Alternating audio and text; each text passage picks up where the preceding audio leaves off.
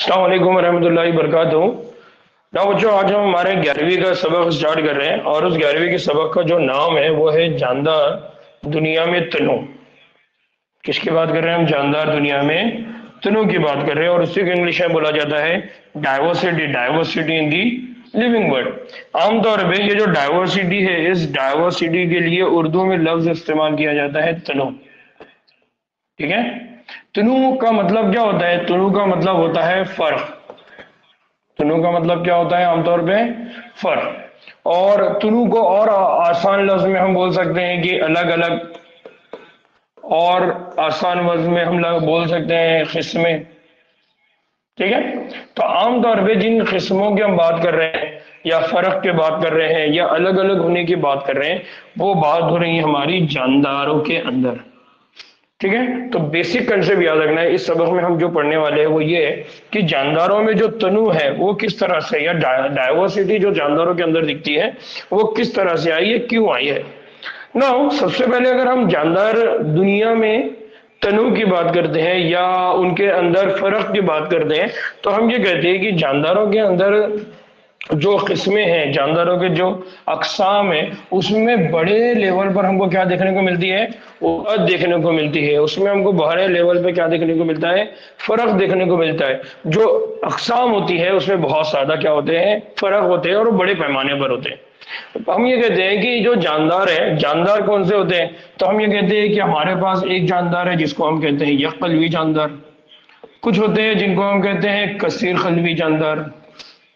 ठीक है, फिर हम ये कहते हैं कि कुछ जानदार ऐसे होते हैं जो ऐसी जगह पर होते हैं जो बहुत ज्यादा गर्म होता है। कुछ जानदार ऐसे होते हैं जो ऐसी जगह पर होते हैं जो बहुत ज्यादा सर्द होता है। कुछ जानदार होते हैं जो हवा में उड़ते हैं। कुछ जानदार ऐसे होते हैं जमीन पर रेंगते हैं। कुछ जानदार ऐसे होते हैं जो जमीन के नीचे होते हैं। तो हम ये देखते हैं कि जानदारों के अंदर हमको बहुत सारी क्या दिखाई देती है? अक़साम दिखाई देती है। नाउ हमारी जो इस 11वीं की जो शुरुआत हो रही है, 11वीं की शुरुआत अगर आप देखेंगे तो 11वीं की शुरुआत तनु से हो रही है, डाइवर्सिटी से हो रही है। और जब हम 12वीं पढ़ेंगे और 12वीं के इख्तिताम की बात करेंगे, तो 12वीं के इख्तिताम पर भी हमको इसी तरह का एक सबक पढ़ना पड़ेगा जिसको कहा जाता है इकोलॉजी। और इस इकोलॉजी में सिर्फ हम इतना सा पढ़ेंगे कि जो जानदारों में तनु है, इस जानदारों में तनु से इस दुनिया का वजूद कैसे है।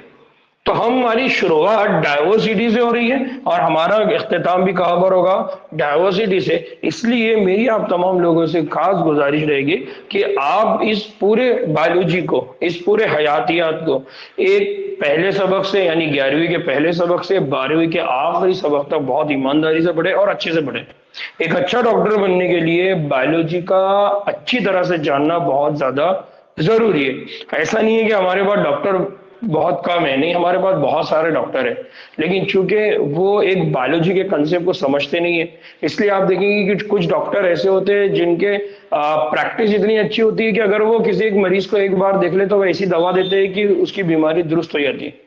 लेकिन आप कुछ डॉक्टर्स को देखेंगे कि उनके पास बार बार मरीज जाता है और फिर उसको कोई शिफा भी नहीं मिलती और उसकी बीमारी अच्छी भी नहीं होती। तो उसका रीजन क्या है? हम ये कहते हैं कि उसकी प्रैक्टिस अच्छी नहीं है। तो एक अच्छे डॉक्टर के लिए जरूरी है कि वो एक बायोलॉजी के सिस्टम को, एक हयाती निज़ाम को बहुत अच्छे से समझे। और इसके लिए आपको अभी से 11वीं और 12वीं को बहुत ही समझ के बेहतरीन अंदाज में स्टडी करना है। ठीक है ना। जब हम बात कर रहे हैं तो जानदार दुनिया में हमको क्या देखने को मिलता है? बहुत ज्यादा तनु देखने को मिलता है, बहुत ज्यादा अक़साम देखने को मिलता है। अब इन अक़साम की जब हम बात करते हैं तो हम ये कहते हैं कि जो जानदार उज़्व है, यानी जो जानवर है बहुत सारे, उनके अंदर हमको क्या देखने को मिलता है? गैर मामूली मसाकिन, यानी गैर मामूली उनके क्या देखने को मिलते हैं? हैबिटाट। गैर मामूली का मतलब क्या हो रहा है कि वो ऐसे हैबिटाट में रहते हैं जहां पर आमतौर से किसी जानदार का रहना बड़ा मुश्किल है। जैसे फॉर एग्जाम्पल सर्द पहाड़ों की अगर हम बात करते हैं तो वहां पर हर जानवर नहीं रहता, लेकिन कुछ जानवर वहां रहते हैं।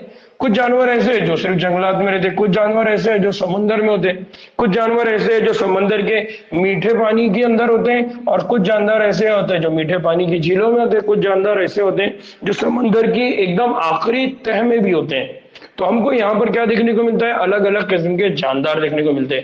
اسی طرح سے کچھ جاندار جو ہے وہ صحراؤں میں یعنی ریگستان میں ہوتے ہیں، کچھ جانور ایسے ہوتے ہیں جو گرم پانی کے بہت سارے چشموں میں ہوتے ہیں۔ تو ہم یہ کہہ رہے ہیں کہ ہمارے پاس جو جاندار ہیں ان میں بہت ساری اقسام ہیں، اور یہ جو اقسام ہیں ان کو ایسی ہی دیکھنے کو ملتی ہے کہ کئی سارے جانور ایسے ہیں جو غیر معمولی مساکن یعنی غیر معمولی ہیبیٹاٹ میں رہتے ہیں۔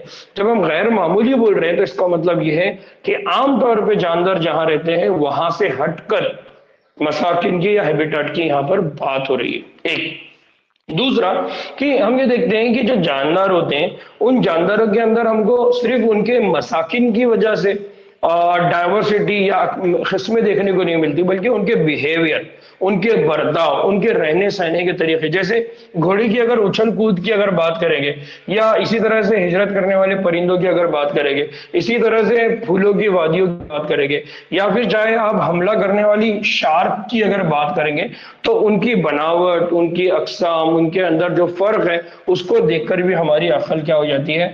حیرت زدہ رہ جاتی ہے، دنگ رہ جاتی ہے۔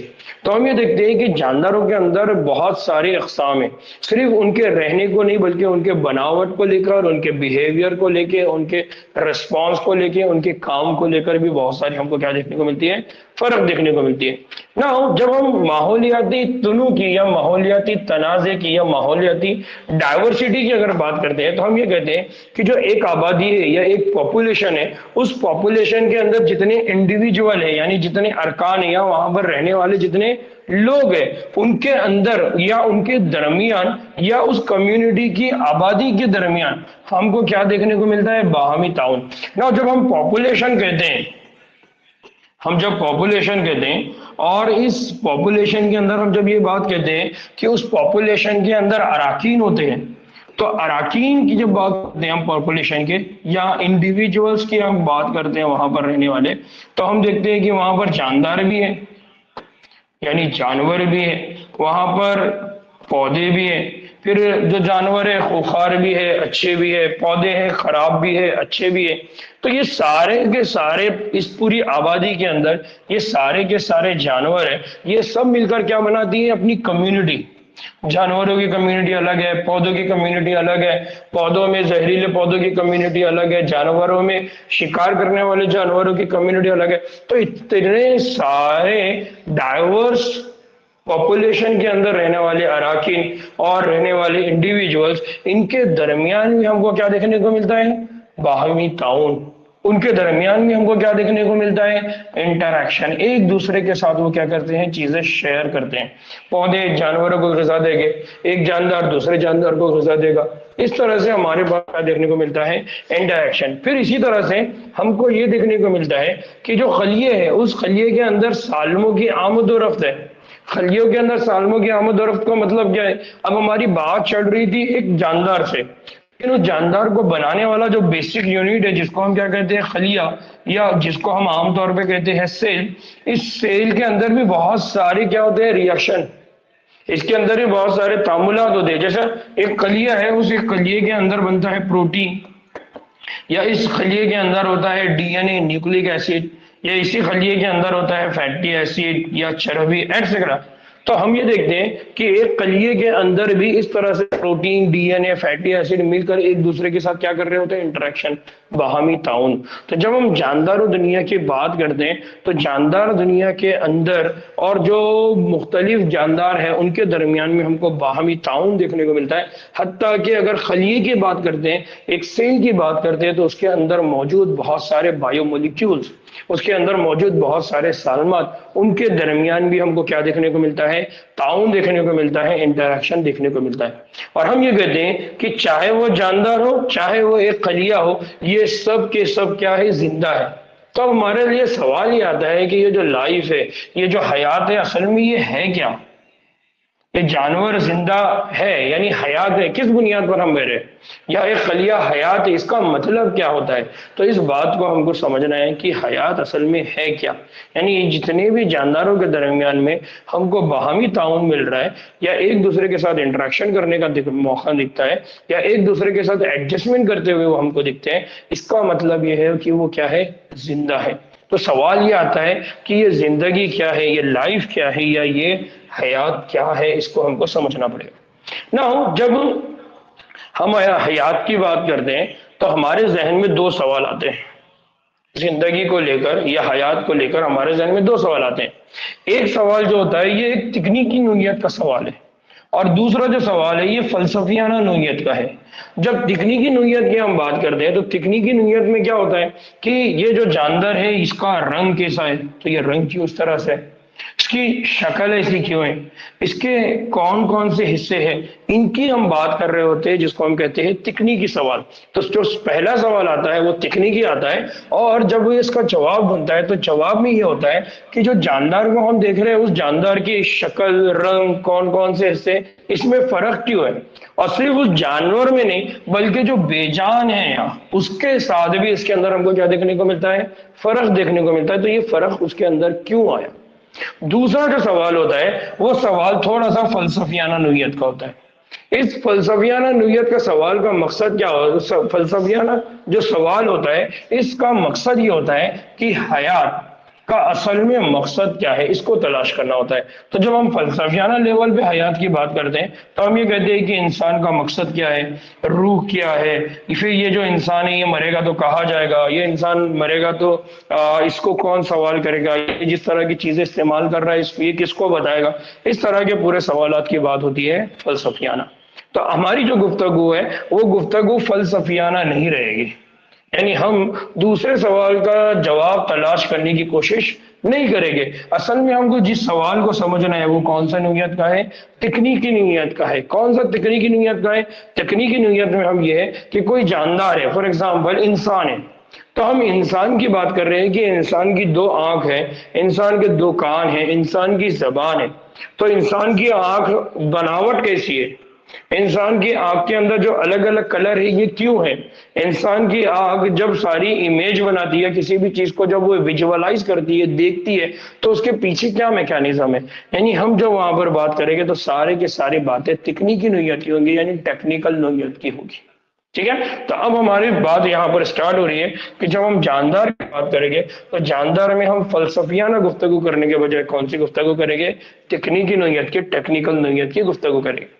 نا اب سوال یہ ہوتا ہے کہ اگر ہم ٹیکنیکل نوعیت پر اگر آتے ہیں تو پھر ہم کو اگین سوال یہ آتا ہے کہ جاندار کیا ہے، یا ہم کہیں گے کہ واٹ از لیونگ۔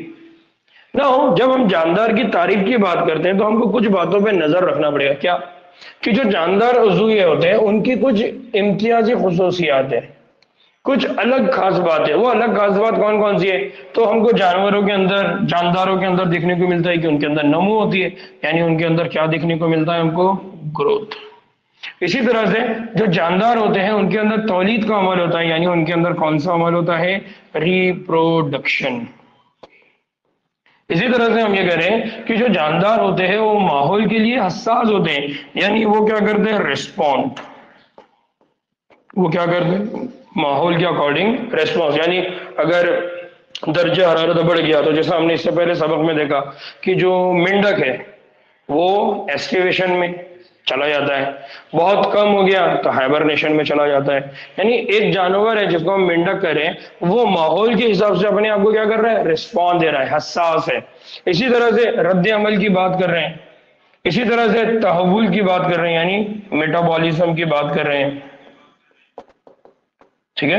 حساس کے لیے یہاں جو ورڈ آنا چاہیے وہ اصل ورڈ آنا چاہیے سینس کرنے کا، اور رد عمل کی بات آنا چاہیے ریسپانس کی۔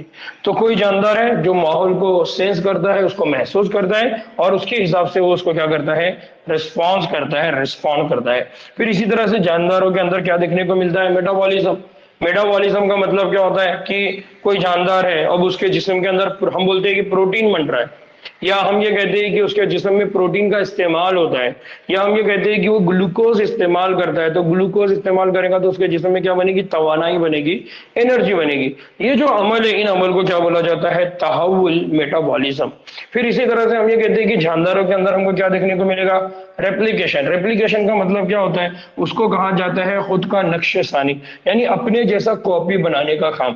جب ہم ریپلیکیشن کی بات کرتے ہیں یا اپنے جیسا کاپی بنانے کی کام کرتے ہیں تو عام طور پر ہم ڈی این اے سے ڈی این اے بنانے کی بات کر رہے ہوتے ہیں، یعنی ایک سیل سے دوسرا سیل، اور وہ جو سیل ہوتا ہے وہ ایک دوسرے کے ہو بہو ہوتا ہے عام طور پہ جس میں ہم کثیر قلبی جانداروں کی بات کر رہے ہوتے ہیں. پھر اسی طرح سے ہم منظم ہونا یعنی کیا ہونا, آرگنائز ہونا, یعنی ہم جانداروں کو دیکھتے ہیں کہ وہ بہت آرگنائزڈ وے میں کام کرتے ہیں, بہت زیادہ ترتیب کے ساتھ کام کر رہے ہیں. جیسا ہم کہہ رہے ہیں کہ وہ شہد کی مکھی ہے, تو شہد کی مکھی کو ہم دیکھتے ہیں کہ وہ بہت زیادہ آرگنائز یعنی وہ بھی جاندار ہے, تو وہ بہت ہی سسٹمیٹک. یا اگر آپ نے دیکھا ہوگا کہ جو پرندوں کے جھنڈ ہوتے ہیں یعنی جو ہارٹ ہوتے ہیں ان کے, وہ ہارٹ کے یا ان کی جھنڈ کی اگر ہم بات کریں گے تو وہ بھی بہت زیادہ منظم ہوتے ہیں. پھر ظہور میں آنے کی بات, یعنی ظہور کا مطلب ہوتا ہے ایکسپریشن.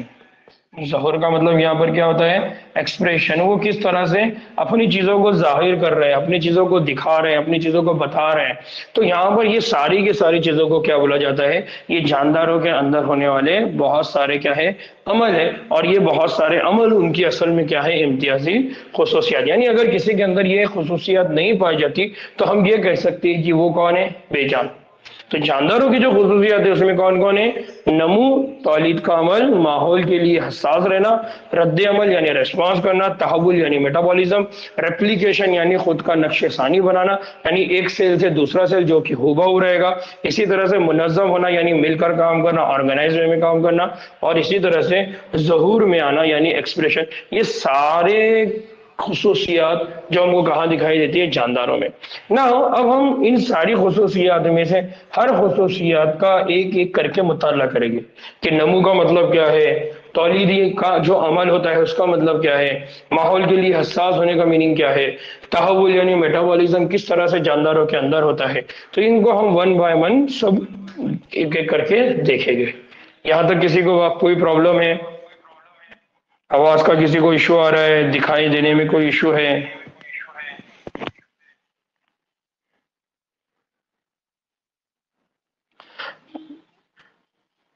جی, نعمان جانوروں میں انسان بھی آتے ہیں, اور پلانٹ کی گروتھ, اینیمل کی گروتھ کی بھی بات ہوتی ہے سلما. اور آفیہ جو ٹرائبل لیونگ ورڈ ہے اور جو نارمل لیونگ ورڈ ہے, تو نارمل لیونگ ورڈ میں اور ٹرائبل لیونگ ورڈ میں صرف ہم یہ کہیں گے کہ ان کے بیہیویئر کا مسئلہ ہے, لیکن ٹرائبل لیونگ ورڈ وہ بھی جانداری ہیں اور جو نارمل لیونگ ورڈ ہے وہ بھی جاندار ہے.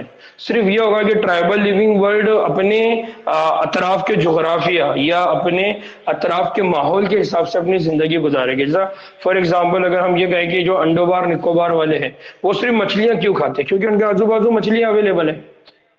سمجھ میں آ رہا ہے؟ تو ہم یہ دیکھیں گے کہ کس قسم کا ان کے اطراف کا ماحول ہے, کس قسم کا ان کے اطراف کا انوائرمنٹ ہے, اس کے مطابق ان کی زندگی ڈھلے گی. ٹھیک ہے, باقی کا بناوٹ کی بات کریے یا ان کے اندر ہونے والے میکینزم کی بات کریے, وہ سب ایک جیسے رہے گی. آفیہ ٹھیک, کلیئر, آگے بڑھنا ہے. ٹھیک, یہی سوال تھا یا اس سے ہٹ کر کوئی جواب کی امید تھی؟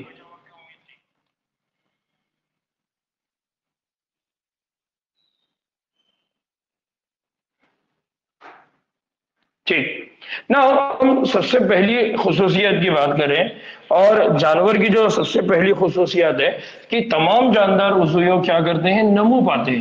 یا تمام جانداروں کے اندر ہم کو کیا دیکھنے کو ملتی ہے, گروتھ دیکھنے کو ملتی ہے.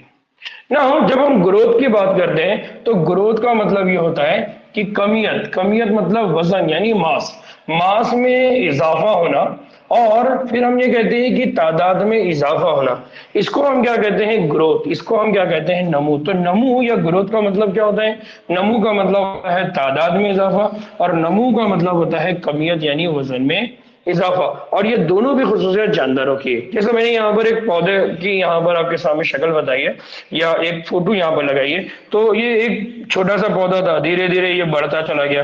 تو اس کے اندر جو اضافہ ہوتا جا رہا ہے وہ اضافہ کس میں ہو رہا ہے, اضافہ ہوتا جا رہا ہے اس کی کمیت یعنی اس کا جو وزن ہے وہ بڑھتا جا رہا ہے, اس کی ہائٹ بڑھ رہی ہے, اس کے جو پتے ہیں ان کا سائز بڑھ رہا ہے. اسی طرح سے اگر یہاں پر یہ ایک کا نمبر ہم نے دکھایا, میں نے ایک پودا بتایا جو جرمینیشن کے بعد سے دھیرے دھیرے اس کے پاس پتے آ رہے ہیں, تو وہ شکل میں نے بتائی. اگر اس کی جگہ میں نے 100 پودے بتایا ہوتا تو ہم کس کی بات کر رہے ہوتے ہیں, تعداد کی. ٹھیک ہے, تو وہ بھی گروتھ تھی. اور یہ یہاں پر جو ہم کمیت یعنی وزن میں اضافے, اس کو بھی کیا کہتے ہیں, گروتھ کہتے ہیں. پھر ہم یہ کہتے ہیں کہ جو کثیر قلبی جاندار ہوتے ہیں, کثیر قلبی عضویہ ہوتے ہیں, ان میں کیا ہوتا ہے, ان میں قلبی تقسیم ہوتی ہے, ان کے اندر کیا ہوتا ہے, سیل ڈیویژن. ہم آگے چل کے ایک سیل ڈیویژن پڑھیں گے، یا آپ میں سے جو لوگ چاہے تو وہ سیل ڈیویژن والا میرا جو یوٹیوب پہ چینل، یوٹیوب پہ جو ویڈیو ہے اس میں سیل ڈیویژن ہے، ہم آگے چل کے پڑھیں گے کہ عام طور پہ جب سیل ڈیویژن ہوتا ہے تو دو طرح سے ہوتا ہے، ایک کو بولا جاتا ہے مائٹوسس اور دوسرے کو بولا جاتا ہے میوسس۔ ہم یہ پڑھیں گے کہ مائٹوسس کی وجہ سے یہ ہوتا ہے کہ ایک خلیے سے دو خلیے بنتے ہیں، ٹھیک ہے، اور میوسس میں ہم پڑھیں گے کہ یہاں پر یہ ہوتا ہے کہ ایک خلیہ ہوتا ہے اور اس خلیے سے چار خلیے بنتے ہیں، لیکن ان چار خلیوں میں تھوڑا سا فرق ہوتا ہے۔ وہ فرق کیا ہوتا ہے، کس طرح کیا ہوتا ہے؟ تو اس لیے ہم جب مائٹوسس کہتے ہیں تو ہم کہتے ہیں برابر کی تقسیم، اور جب ہم میوسس کی بات کرتے ہیں تو ہم اس کو کہتے ہیں تخفیفی تقسیم، جس کے اندر کیا ہوتا ہے، کچھ چیزیں کیا ہو جاتی ہیں، منفی ہو جاتی ہے، کم ہو جاتی ہے، کچھ چیزیں ریڈیوس ہو جاتی ہے، اور وہ کون ہے؟ ہم آگے چل کے پڑھیں گے کہ کروموزوم کے نمبر ہے جو یہاں پر برابر ہوں گے اور یہاں پر کیا ہوگے، ایک خلیے میں کم ہوں گے، اس کو تخفیفی تقسیم کہہ سکتے ہیں۔ تو جو ریپیٹر ہے، جو ریپیٹ کر رہے ہیں، ان لوگوں کے لیے زیادہ اچھی بات ہے کہ وہ سیل ڈیویژن چیپٹر کو دیکھیں اور دیکھ کر اس کو سمجھنے کی کوشش کریں، تو بات اور زیادہ کلیئر ہوگی، ٹھیک نا؟ تو ہم یہ کہہ رہے ہیں کہ اگر کثیر خلوی عضویہ کی بات کرتے ہیں تو ان کے اندر خلوی تقسیم ہوتی ہے، اس کے ذریعے ان کے اندر کیا دیکھنے کو ملتا ہے، نمو۔ یعنی فار ایگزامپل اگر اس کو دیکھیں ہم تو پہلے یہ ایک بیج ہوگا جو زمین کے اندر ہوگا، اب یہ جو بیج تھا، فار ایگزامپل یہ بیج ایک خلیے سے بنا تھا، اس ایک خلیے سے کتنے خلیے بنے ہوں گے؟ دو سے کیا بنے ہوں گے؟ چار۔ اس طرح سے نمبر آف خلیے بڑھے تو نمبر آف خلیے بڑھنے کی وجہ سے اس کی نمو میں کیا ہو گیا؟ اضافہ۔ تو جو نمو میں اضافہ ہوا، اس نمو میں اضافے کا ریزن کون ہے؟ خلوی تقسیم۔ پھر ہم یہ کہتے ہیں کہ پودوں میں اگر بات کرتے ہیں تو پودوں میں جب خلوی تقسیم ہوتی ہے تو اس کے ذریعے یہ جو نمو ہوتی ہے تو ان کے دور حیات میں مسلسل چلتے رہتی ہے۔ آپ نے کیا کرے، ایک پودا لیے، اس پودے کے پتے کو توڑے، تو اب ایسا تو نہیں ہوگا کہ وہاں دوسرا پتا نہیں آئے گا، اس کا وہاں دوسرا پتا نہیں آئے گا، ہم دیکھتے ہیں کہ دوسرے دن وہاں سے ایک پتا پیدا ہونا شروع ہو گیا، وہاں سے اس پتے کی گروتھ ہو گئی۔ اس کا مطلب یہ ہے کہ اگر ہم خلوی تقسیم کی بات کرتے ہیں، یعنی سیل ڈیویژن کی بات کرتے ہیں پودوں کے اندر، تو پودوں کے اندر جو سیل ڈیویژن ہے یہ ان کے دور حیات، یعنی ہم دور حیات کو ایسے الفاظ میں بول سکتے ہیں کہ ان کی پوری زندگی میں ہوتا رہتا ہے۔ یعنی خلوی تقسیم کا جو عمل ہے پودوں کے اندر پوری زندگی چلتا ہے۔ آپ نے اس کو جڑ سے کٹ کر دیا، صرف چھوٹا سا آخری جڑ بچی تھی، اس سے پودا نکل جائے گا۔ آپ نے تنے سے کٹ کیا، تنے سے پورا پودا بنے گا۔ آپ نے ایک پتا لیا، اس کو زمین میں گاڑ دیا، اس سے ہو سکتا ہے کہ ایک پورا پودا بنے۔ یعنی یہ ہوتا ہے کہ اگر ہم پودوں کی بات کرتے ہیں تو ان کے اندر جو خلوی تقسیم کا عمل ہو رہا ہے، یہ خلوی تقسیم کا عمل ان کی زندگی میں ہمیشہ جاری رہتا ہے، ان کے مرنے تک جاری رہتا ہے۔ اسی کو یہاں پر کیا بولا جا رہا ہے، ان کا دور حیات۔ تو بنیادی طور پہ یاد رکھنا ہے کہ جب ہم نمو کی بات کرتے ہیں تو نمو جانداروں کے اندر دو چیز کا نام ہے، ایک ہے کمیت اور ایک ہے تعداد۔ پھر ہم یہ کریں کہ جو کمیت ہے یعنی یا جو وزن ہے، اس کی بات ہم جب کرتے ہیں تو ہم یہ کہتے ہیں کہ وہ سیل کے ڈیویژن کی وجہ سے ہوتا ہے، تقسیم کی وجہ سے ہوتا ہے۔ اور جانور اور جاندار پودوں میں اگر بات کریں تو وہ ان کی زندگی میں ہمیشہ چلتے رہتی ہے۔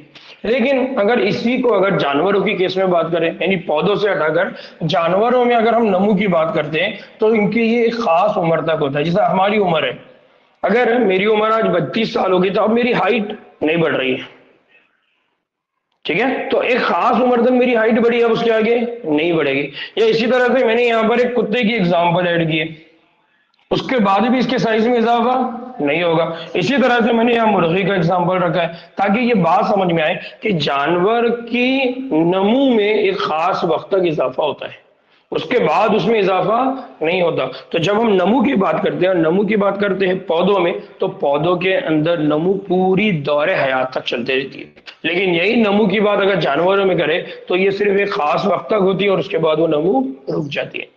لیکن جانوروں میں خاص بات کیا ہے؟ جانوروں میں نمو کے اندر ایک خاص بات یہ ہوتی ہے کہ جانوروں کے اندر ہوتا ہے ری جنریشن۔ کیا ہوتا ہے؟ ری جنریشن۔ ری جنریشن کا مطلب کیا ہوتا ہے؟ ری جنریشن کا مطلب یہ ہوتا ہے کہ جانوروں کے اندر ریپیئر میکینزم ہوتا ہے۔ ریپیئر میکینزم کے اندر جیسے ناخن ہے، کٹ کر دیے دوبارہ گرتے ہیں، بال کٹ کر دیے دوبارہ گرو ہوتے ہیں۔ آپ کے جسم کا کوئی ایک عضو ہے وہ کٹ ہو گیا تو دوبارہ، یعنی آپ کے جلد پہ جسم پہ کہیں زخم لگ گیا تو وہ دوبارہ ہیل ہو جائے گا، دوبارہ زخم بھر جائے گا، لیکن آپ کی نمو کے اندر کبھی بھی اضافہ نہیں ہوگا بلکہ ریپیئر ہوگا، وہ جتنا تھا اتنا ہی بھرے گا اور پھر وہ ختم۔ تو ایک بات یاد رکھنا ہے، حالانکہ جو بیکار ہو چکی خلیے ہیں ان خلیوں کو بدلنے کے لیے بافتوں میں کیا ہوتی ہے؟ خلوی تقسیم جاری رہتی ہے۔ تو ہم جب بات کریں گے نمو کی، تو نمو کے اندر ہم یہ کہتے ہیں کہ وہاں پر تعداد میں اضافہ ہے اور کمیت میں اضافہ ہے۔ تعداد میں جب اضافے کی بات کرتے ہیں تو تعداد میں اضافہ تقسیم کے ذریعے ہوتا ہے، خلوی تقسیم کے ذریعے ہوتا ہے، اور خلوی تقسیم کی بات اگر ہم پودوں میں کرتے ہیں تو وہ پوری زندگی بھر چلے گا، لیکن اگر جانوروں میں کرتے ہیں تو وہ عمر کے ایک لمٹ، دور حیات کی ایک اسپیسیفک ٹائم تک رہے گا، اس کے آگے وہ رک جائے گی۔ لیکن اگر ریپیئر کی بات کرتے ہیں، بافتوں میں دوبارہ خلوی تقسیم کی بات کرتے ہیں تو جانوروں میں ہم کو وہ دکھائی دیتی ہے۔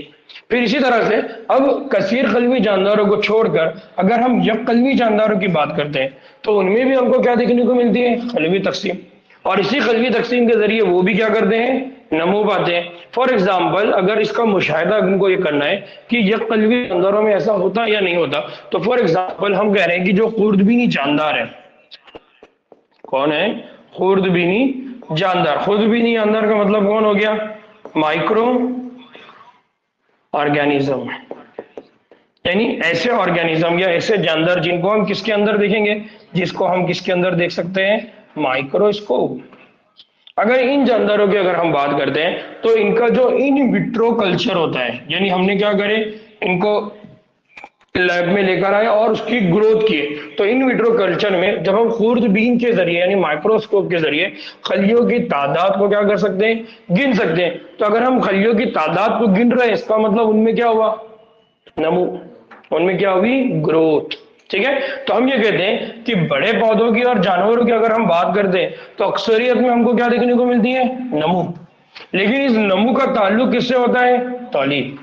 تو نمو اور تولید باہمی طور پر مستثنا واقعات ہیں، یعنی اگر نمو ہو رہی ہے تو اس کا مطلب ریپروڈکشن کا عمل ہوا۔ تو ایک سیل یعنی فار ایگزامپل ہم کہتے ہیں کہ ایک سیل رہے گا، اس ایک سیل سے کیا بنے گا؟ زائگوٹ بنے گا، زائگوٹ سے آگے کیا بنے گا؟ مورولا بنے گا، مورولا سے آگے کیا بنے گا؟ بلاسٹولا بنے گا۔ آپ بولیں گے کہ سر یہ سب کیا ہے؟ یہ ساری کی ساری ہماری اسٹیجز ہے جو ایک ماں کے پیٹ میں جب بچہ بنتا ہے، جس کو ہم ہمارا جو 12 کے چیپٹر چالو ہے اس میں بھی دیکھنے والے ہیں۔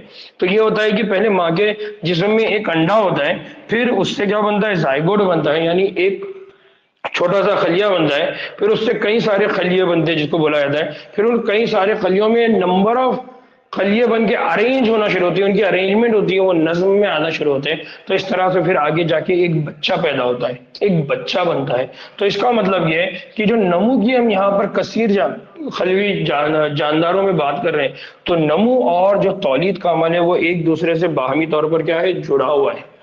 صرف سیل کے نمبر بڑھنے سے نمو نہیں ہو رہی ہے، بلکہ اس نمو کے ساتھ ساتھ کوئی ایک جاندار ہے وہ بھی بن رہا ہوتا ہے، یعنی وہاں پر کون سا عمل ہو رہا ہے؟ ریپروڈکشن، تولید کا عمل ہو رہا ہے۔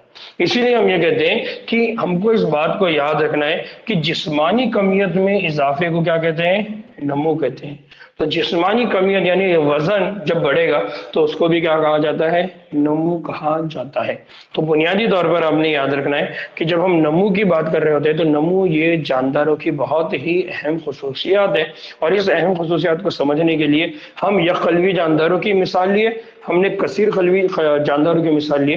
کثیر قلبی جانداروں کی مثال میں ہم نے ایک جاندار کی بات کی ہے پودوں کی، دوسرے جاندار کی بات کی ہے جانداروں کی۔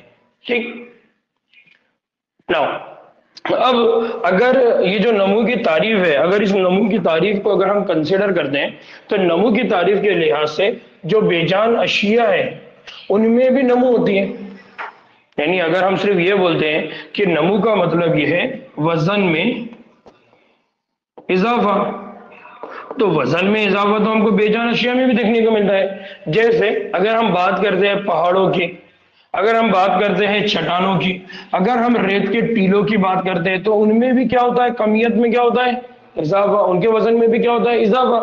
تو اگر ہم اس کو کنسیڈر کرتے ہیں تو اس کا مطلب یہ ہے کہ نمو صرف جاندار نہیں بلکہ بے جان چیزیں بھی شو کرتی ہیں۔ تو اس کا مطلب یہ ہو گیا کہ نمو یہ صرف جانداروں کی خصوصیت نہیں ہے، بلکہ یہ بے جان کی بھی کیا ہے، خصوصیات ہے۔ لیکن اس طرح کی نمو جو ہوتی ہے، یعنی یہ نمو اور ہم کو بتا رہی ہے جو چٹانوں میں یا ریت کے ٹیلوں میں ہوتی ہے، یہ جو نمو ہوتی ہے یہ صرف سطح پر، یعنی جو اوپری حصہ ہوتا ہے اس پر مادے کے اجتماع یعنی مادے کے جمع ہونے سے ہوتی ہے۔ لیکن اگر اسی کو ہم جانداروں کے اندر بات کرتے ہیں تو جانداروں کے اندر جو نمو ہوتی ہے یہ اندرونی ہوتی ہے۔ یعنی فار ایگزامپل اگر یہ پہاڑ کا ٹیلا ہے اور فار ایگزامپل یہاں پر یہ کوئی فار ایگزامپل سمجھ لیجئے کہ یہ مرغی، تب مرغی کے اندر جب نمو کی بات ہو رہی ہے تو مرغی کے اندر یہ جو نمو سٹارٹ ہوگی یہ اس کے اندرونی جسم میں ہوگی، جبکہ اس پہاڑ کے اندر اگر ہم بات کریں گے تو اس کو بیرونی سائڈ پر ہوگی۔ تو نمو اگر جانداروں کی بات کرتے ہیں تو جاندار کے اندر نمو جو ہوتی ہے وہ اندرونی ہوتی ہے، جبکہ غیر جانداروں کے اندر نمو کی اگر بات کرتے ہیں تو وہ کہاں پر ہوتی ہے، بیرونی سائڈ پر ہوتی ہے۔ اس لیے ہم یہ کہتے ہیں کہ جاندار عضویوں میں نمو تعریفی خصوصیات نہیں ہو سکتی۔ یعنی اگر ہم یہ بولے کہ جاندار وہ ہے جس کے اندر نمو ہوتی ہے تو یہ اصل میں جاندار کی تعریف نہیں ہے۔ کیوں؟ کیونکہ نمو تو ہم کو غیر جانداروں میں بھی دیکھنے کو ملتی ہے۔ تو ہم یہ کہتے ہیں کہ تمام عضویوں میں ان حالات کو سمجھنا ہوگا جن میں کیا ہوتی ہے، نمو ہوتی ہے، تب ہم کو یہ بات سمجھ میں آ سکتی ہے کہ تمام جاندار نظاموں میں یہ خاصیت ہے، یعنی تمام جاندار نظاموں کی یہ خاصیت ہے کہ ان کے اندر نمو ہوتی ہے۔ لیکن اس کے بعد بھی ہم یہ کہتے ہیں کہ ایک مردہ عضویہ جس میں نمو نہیں پائی جاتی۔ جس ہم مردہ بولتے ہیں تو پھر اگین سوال کون سا آ گیا، بے جان۔ ٹھیک ہے، تو یہاں پر بنیادی طور پہ یہ یاد رکھنا ہے کہ جب ہم نمو کی بات کرتے ہیں تو صرف نمو جانداروں کی خصوصیات نہیں ہے، صرف نمو جانداروں کی خصوصیات نہیں ہے، بلکہ اور بھی کچھ خصوصیات ہیں جس کی بنیاد پر ہم یہ بولیں گے کہ یہ جاندار ہے اور یہ بے جان ہے۔ ٹھیک ہے، تو پہلی خصوصیات جو جانداروں کی ہم نے بات کی ہے وہ کیا ہے، نمو۔ یہاں پر کسی کو کوئی ڈاؤٹ ہے؟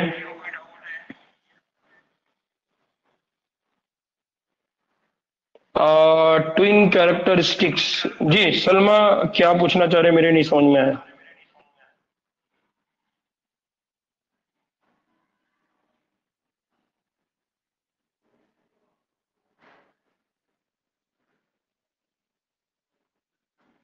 ٹھیک ہے حافظ جی، اذان کتنے بجے ہے؟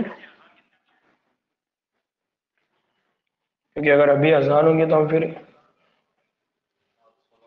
16 کو ہے نا، ٹھیک ہے چلیے۔ ناؤ ہم 12 اس کے بعد 2 منٹ کے اندر میں 12ویں جماعت کا کلاس سٹارٹ کر رہا ہوں، تو جو 12ویں والے اور جو ریپیٹ والے ہیں دونوں بھی جوائن کریے۔ ٹھیک ہے، 11ویں والوں کے لیے آج کا اتنا لیسن کافی ہے، گھر پہ بیٹھ کے اس کو اچھی طرح سے سمجھنے کی کوشش کریے۔ السلام علیکم ورحمۃ اللہ وبرکاتہ۔